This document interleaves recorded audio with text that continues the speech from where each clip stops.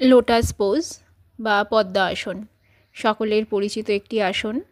এই আসনটি নিয়মিত অভ্যাস করলে স্ট্রেস কমায়, শ্বাস প্রশ্বাসের ক্ষমতা বাড়ায়, রক্ত সঞ্চালন উন্নত করে, হিপ ফ্লেক্সিবিলিটি বাড়ায়, মেরুদণ্ডকে সুন্দর করে, বিশেষ করে মহিলাদের পিসিওডি সমস্যার সমাধান করে। এছাড়াও হরমোনাল ব্যালেন্স বজায় রাখে।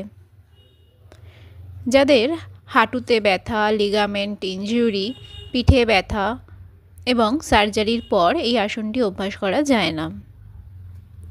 পরবর্তী যে আসনটি আমি দেখাচ্ছি সেটি হলো ব্যালেন্সিং পদ্মাসন।